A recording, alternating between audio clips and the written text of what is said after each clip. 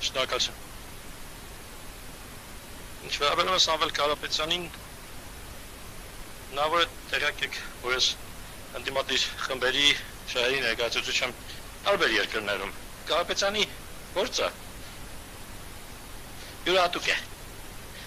Այն իմաստով, որ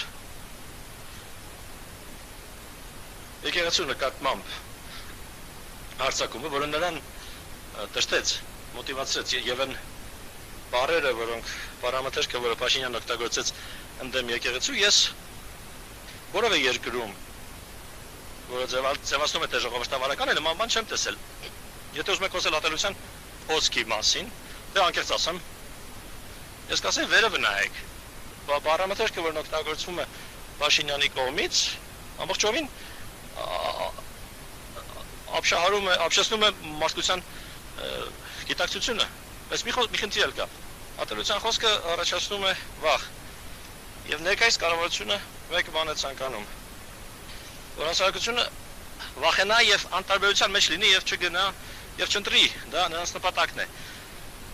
իրենք գիտեն, որ Փաշինյանը պոպուլյար չէ, իրենք պարզապես ուզում են, որ բոլորը վախի մեջ լինեն և ուզում են, որ բոլորը անտարբեր լինեն, դա բոլոր ավտորիտարների նպատակն է։ Քվեարկության մասնակիցների թիվը իջեցնել, որ իրենց հավատարիմ ընտրողները իրենց բերեն իշխանության։ Իմ կարծիքն այն է, որ այս դեպքում երբ եկեղեցու ողջ ապագան է վտանգված, մարդիկ մոտիվացված կլինեն և կգնան և կքվեարկեն։ Ինչ վերաբերում է ռեյթինգներին, մենք ապշած էինք տեսնելով վերջին զեկույցը, որը ցույց տվեց այսպիսի կտրուկ նվազում Հայաստանի ցուցանիշների մեջ, բնականաբար մենք մեր փաստաթղթերը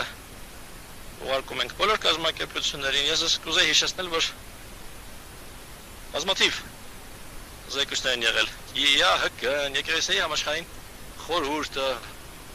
ժողովրդավարական գործողությունների կազմակերպությունը, բոլոր զեկույցներ են հրապարակել, որոնցում դատապարտել են Փաշինյանի պահվածքը։ Այդ զեկույցներից շատերը Հայաստանում չեն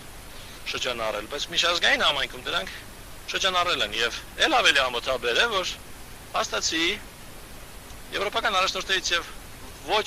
մեկը չփորձեց դա իր հանդիպումների ժամանակ բարձրացնել։ Եվ այդ ժողովը ինքն էլ հաշվելով ժողովի անցկացման ժամանակահատվածը, հաշվելով այդ մտերմիկ զգացողությունը, բավական ցինիկ տպավորություն կարող է թողնել։ Դա կարող է նմանվել ընտրական քարոզարշավի մի ծրագրի, որի նպատակն է փորձել լեգիտիմացնել ոչ պոպուլյար առաջնորդի։ Հայերի հետ իմ շփումներից եւ երբ դիտում եմ հայկական ռիլեր, ես ասում եմ, որ սա մարդը ով պետք է փողոցում քայլելիս զգույշ լինի, որովհետեւ մարդիկ դրա հետ շատ բիրտ են խոսում եւ ինքն էլ իրենց հետ է խոսում։ Ես չեմ կարող ասել, թե քանի անգամ են մարդիկ ինձ ցույց տվել այդ շփումը Փաշինյանի եւ փախստականներից մեկի, Արցախից փախստականներից մեկի, երբ ինքը շատ տհաճ ձևի խոսեց այդ խեղճ մարդկանց հետ, դա ինձ տասյակ անգամներ ցուցադրվել է։ Փաշինյանը ժողովրդական մարդ չէ, նա մարդ չէ, ով կարծես Ադրբեջանում էթնիկ զտման ենթարկված մարդկանց ճակատագիրը սրտին մոտ է ընդունում։ Նա կարծես մեկն է, ով արհամարում է այդ մարդկանց ճակատագիրը։ Եվ դա շատ վատ է խոսում Հայաստանի ապագայի մասին, եթե նա լինի իշխանության ղեկին։